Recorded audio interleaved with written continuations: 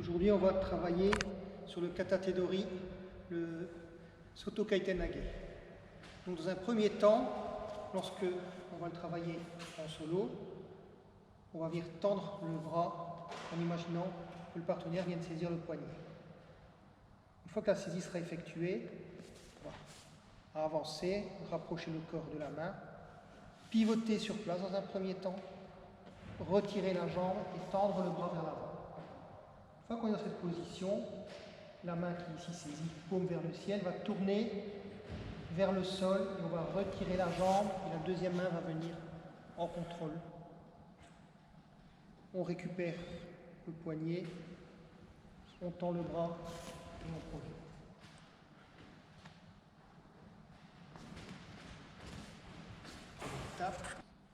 Donc maintenant avec partenaire, c'est toujours moi qui vais solliciter le partenaire dans l'étude de base. Je sollicite, je tends, j'ai mon bras en extension.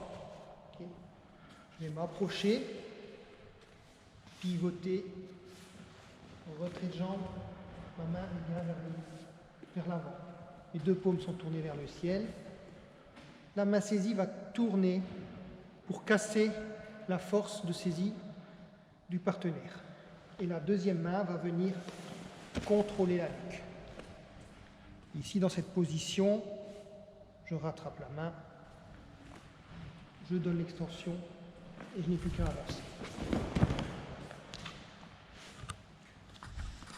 Sur l'autre face, on m'approche, pivote, et à pivoter, on a toujours la main qui garde le niveau de la ceinture, retrait, la jambe avant va reculer, contrôler la nuque.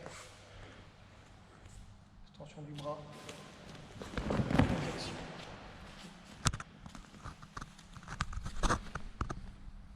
Donc on va toujours essayer de garder à l'esprit ce déplacement et cette attitude en le travaillant également dynamiquement. Donc on va partir d'une position sans garde, ni gamaille, venir sur une sollicitation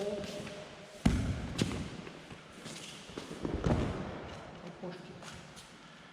Ici j'avance, sollicitation, je me déplace et je projette.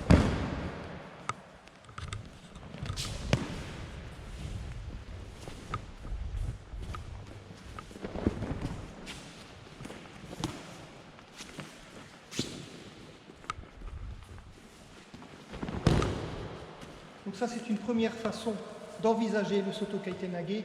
Il existe d'autres façons, mais ici on est sur un éducatif. Il existe d'autres possibilités où on va rentrer, nous en faire avec le bras, qui seront présentés dans une autre vidéo. Ou quelque chose d'encore plus dynamique, ça sera directement au moment de la saisie, où je partirai plus sur la perpendiculaire pour projeter le partenaire. Et dans ces attitudes, on retrouve exactement les mêmes déplacements de base qu'on a étudiés, qui seront développés dans des vidéos ultérieures.